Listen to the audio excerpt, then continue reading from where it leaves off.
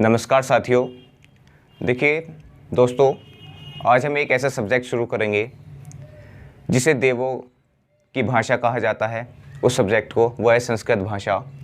संस्कृत भाषा एक ऐसी भाषा है दोस्तों जो सभी भाषाओं की जननी है। संस्कृत भाषा एक सबसे प्राचीन भाषा है। इससे पुरानी भाषा कोई सी भी नहीं है। अब दोस्तों, अगर बात की जाए भाषा की, तो संस्कृत एक क्या है? भाषा है।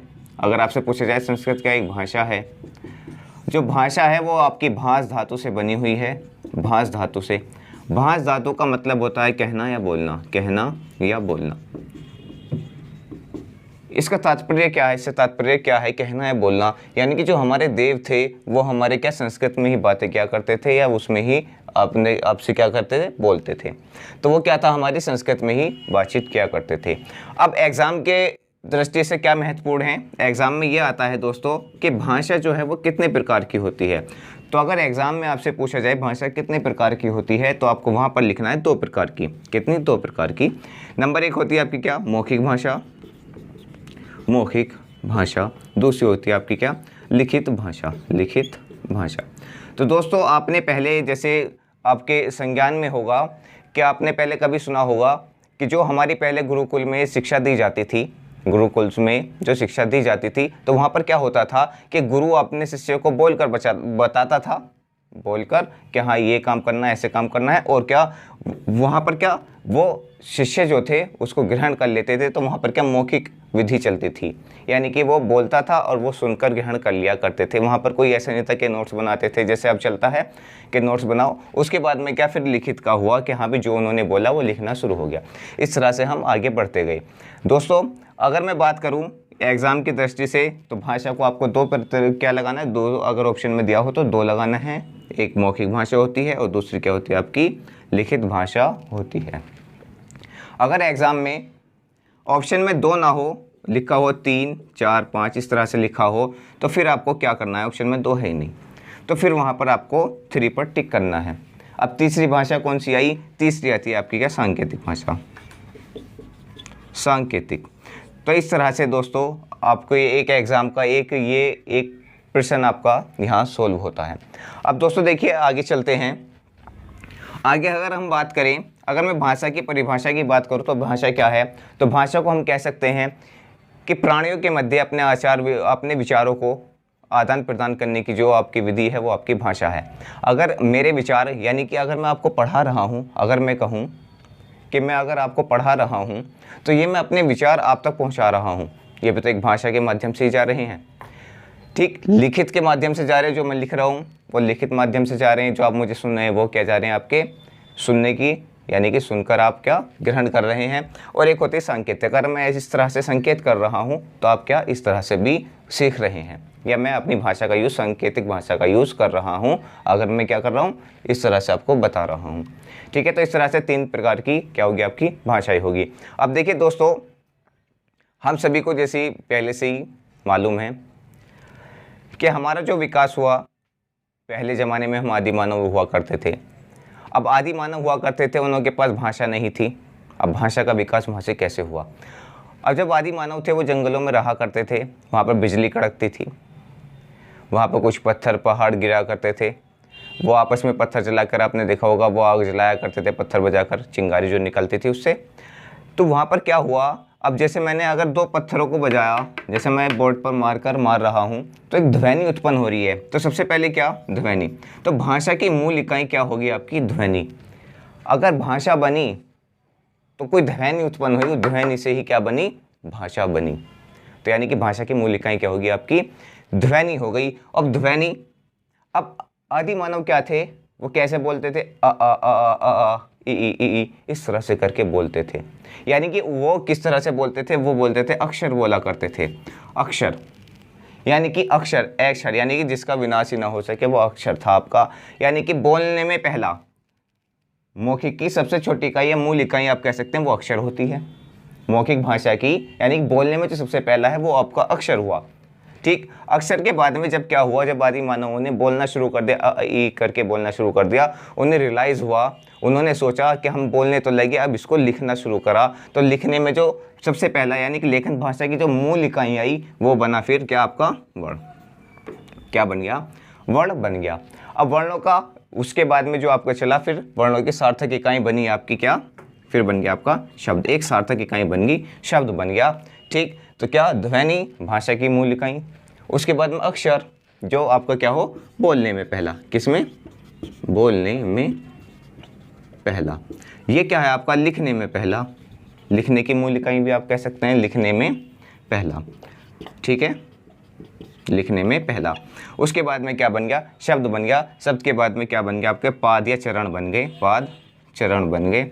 ठीक, उसके बाद में क्या बन गया आपका, वाक्य बनकर तैयार हो गया। ठीक, इस तरह से क्या हुआ, हमारा वाक्य बनना शुरू हो गया। जैसे अब हम बोलते हैं मैं जा रहा हूँ, ये पूरा क्या हो गया, परफेक्ट वाक्य हो गया। ठीक, अब आगे चलते हैं हम दोस्तों। अगर मैं बात करूँ सामाजिक दृष्टि से, किस चीज़ से बात करूँ मैं, सामाजिक दृष्टि से बात कर रहा हूँ, तो सामाजिक दृष्टि से जो होता है भाषा, सामाजिक दृष्टि से भी दो प्रकार की होती है। ठीक है, सामाजिक दृष्टि से भी भाषा दो प्रकार की होती है। एक होती है आपकी क्या, मातृभाषा, मातृभाषा, एक होती है क्या आपकी राष्ट्रभाषा।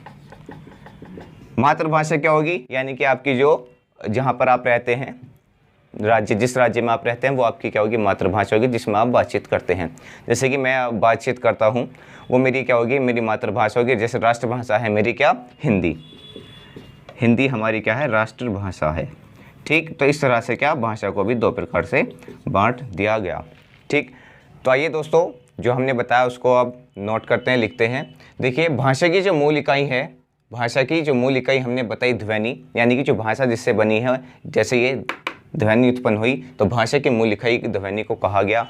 अब नेक्स्ट पॉइंट आता है कि मौखिक भाषा की सबसे छोटी इकाई, यानी कि जो बोलने में सबसे पहली होती है वो आपका क्या होता है, अक्षर होता है। जैसे हम क्या बोलते हैं, ए, जो छोटा एक बच्चा होता है वो क्या बोलता है, अक्षर बोलने शुरू करता है, ए ई, ऐसे इस तरह से क्या करता है, बोलना शुरू करता है। अब मौखिक भाषा की सबसे छोटी इकाई अक्षर हो गया। आगे आते हैं, देखिए, लेखन की दृष्टि से सबसे छोटी इकाई जो है वो है आपका क्या, वर्ण है। क्या है, लेखन की दृष्टि से सबसे छोटी इकाई आपका वर्ण है। उसके बाद में भाषा की सबसे छोटी सार्थक इकाई, यानी कि भाषा की जो सबसे छोटी सार्थक इकाई बनी वो आपका क्या बना, शब्द बना। उसके बाद में भाषा की अपूर्ण इकाई आपका क्या होता है, चरण होता है या पाद होता है, या इसको हम क्या कह देते हैं, पद भी कह देते हैं। क्या कह देते हैं, पद भी कह देते हैं। ठीक, आ गया भाषा की सबसे पूर्ण सार्थक इकाई क्या है, वो आपका वाक्य है। तो दोस्तों आपको इनको नोट करना चाहिए, स्क्रीनशॉट भी ले लेना। अब अगर हम बात करें आगे, एक एग्जाम में एक और क्वेश्चन बनता है, वो बनता है आपका लिपि में।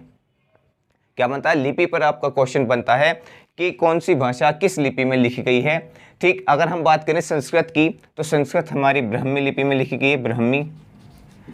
ब्राह्मी लिपि में क्या लिखी गई है, संस्कृत हमारी, यानी कि ब्राह्मी लिपि में लिखी गई है। अगर हम बात करें आगे हम बात करते हैं, देखिए, हिंदी की।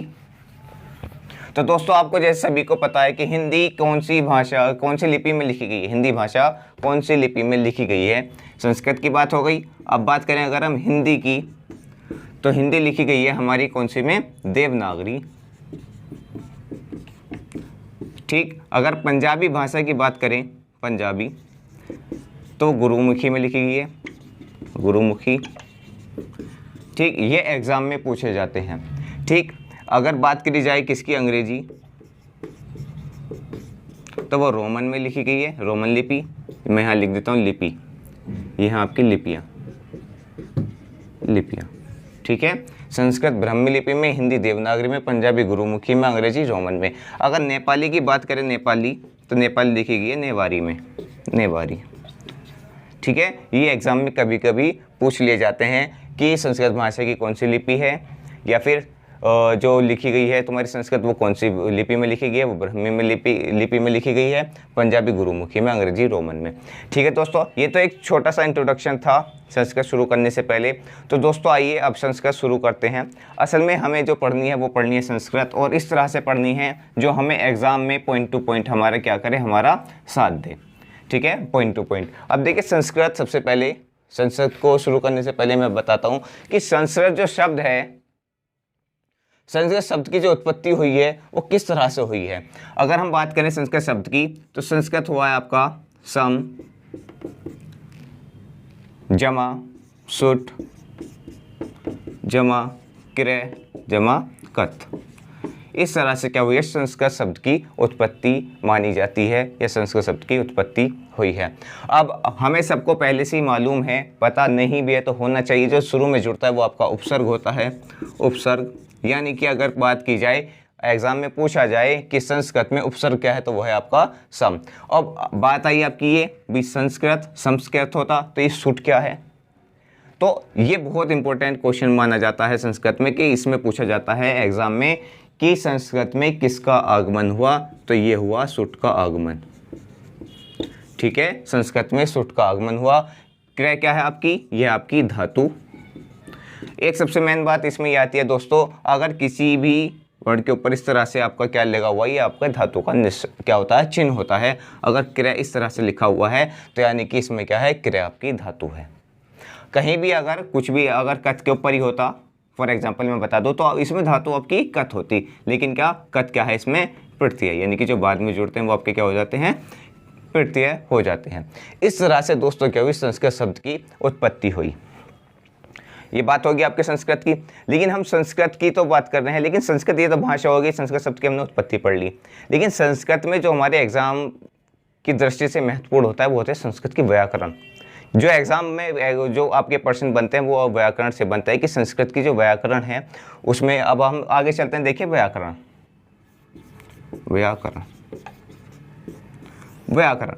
अब इसमें ही पूछा जाएगा कि व्याकरण, अब क्या संस्कृत में व्याकरण, तो व्याकरण शब्द की सबसे पहले हम क्या देख लेते हैं, उत्पत्ति देख लेते हैं कि संस्कृत में व्याकरण शब्द की उत्पत्ति किस तरह से हुई है। क्योंकि दोस्तों हमारे जो एग्जाम में वो आएंगे, क्वेश्चन आएंगे, प्रश्न पूछे जाएंगे, वो व्याकरण से ही पूछे जाएंगे। ठीक है, तो आइए, तो व्याकरण शब्द की तो उत्पत्ति होती, तो वी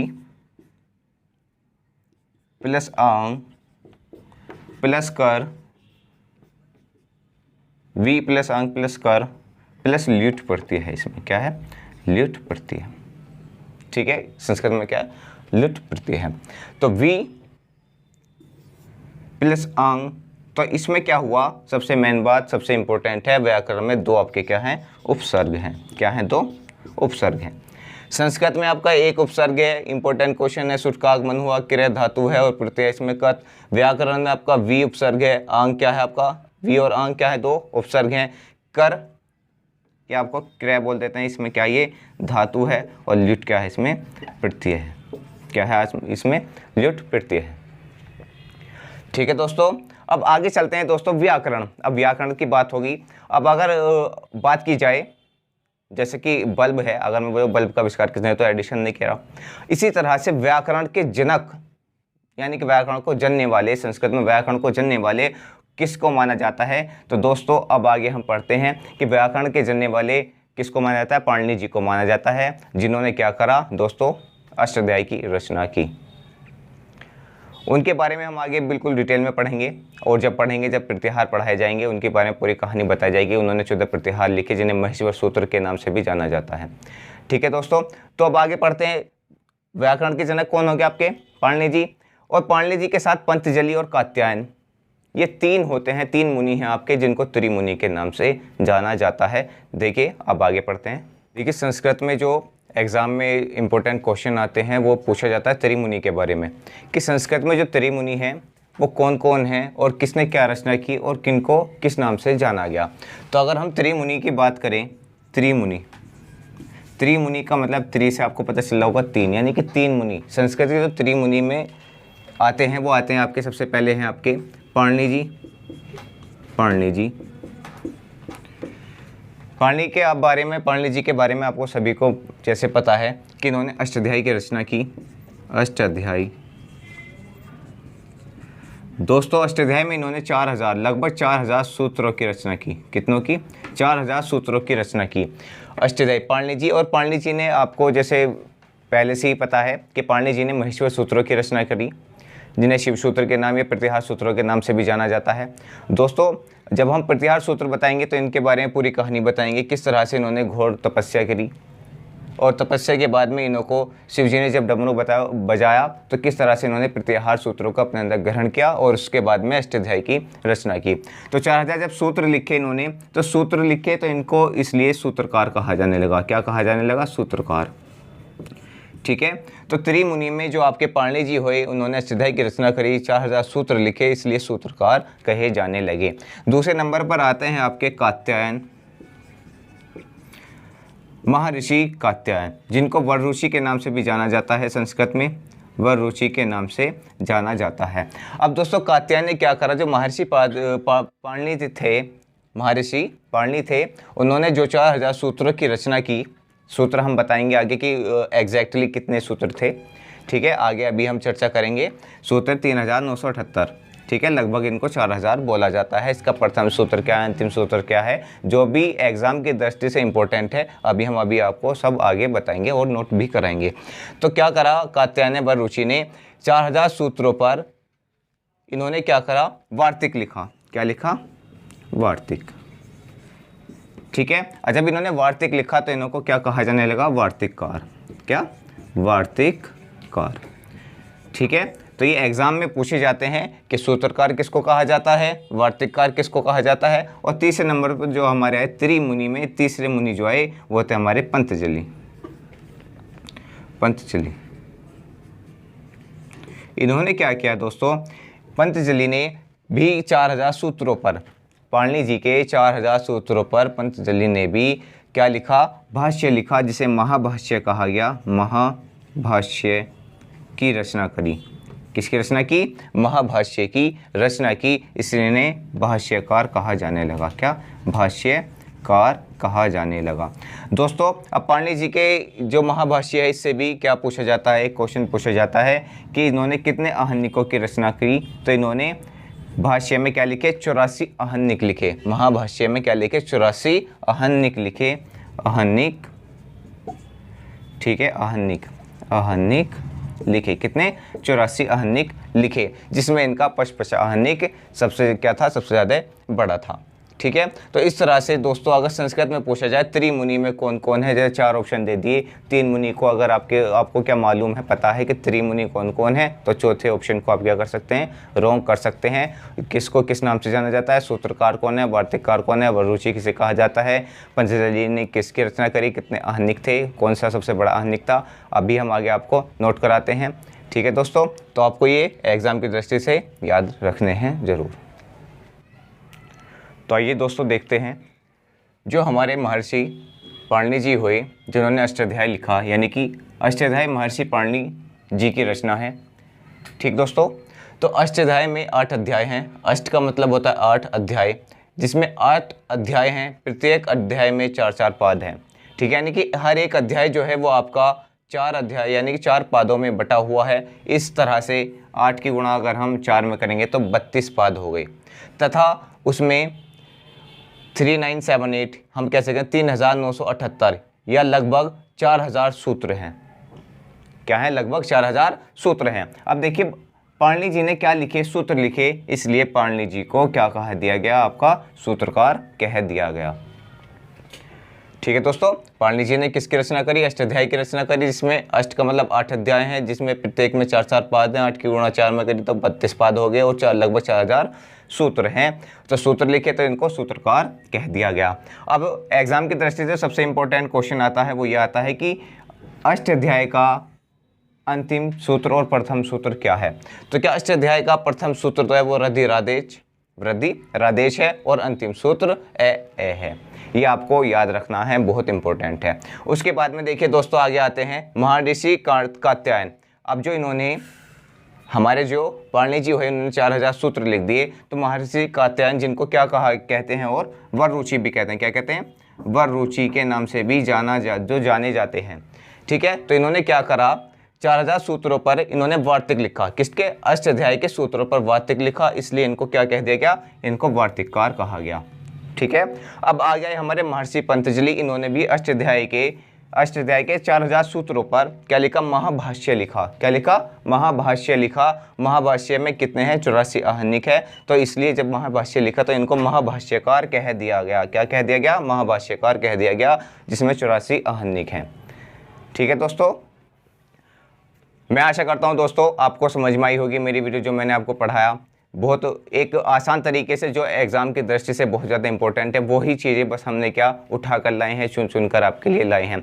दोस्तों मैं आपको बताना चाहता हूँ, अगर आप जो हम पढ़ा रहे हैं अगर उसी को आप नोट्स बनाकर याद रखेंगे तो एग्ज़ाम में सफलता प्राप्त करेंगे। क्योंकि दोस्तों एक गुरु क्या होता है, वो ऐसा नहीं होता कि पूरा सिलेबस हमारे पास है, लेकिन उसमें जो इंपॉर्टेंट है वही सिर्फ आपको परोसा जाएगा। जो भी हमारे व्याकरण या शुरुआती में जो भी हमें इंपॉर्टेंट लगा वो सब हमने आपको क्या यहाँ पर दे दिया बहुत ही आसान तरीके से। ठीक है, तो त्रिमुनि थे उन्होंने क्या क्या रचनाएं करी, क्या कौन से आहन लिखे, किसने क्या महाभाष्य का लिखा है, किस मुनि को क्या कहा गया, वो सब आपको बता दिया गया है। तो जब तक के लिए दोस्तों नमस्कार, धन्यवाद। हमारे चैनल को लाइक करें, सब्सक्राइब करें, दोस्तों के साथ शेयर करें। धन्यवाद।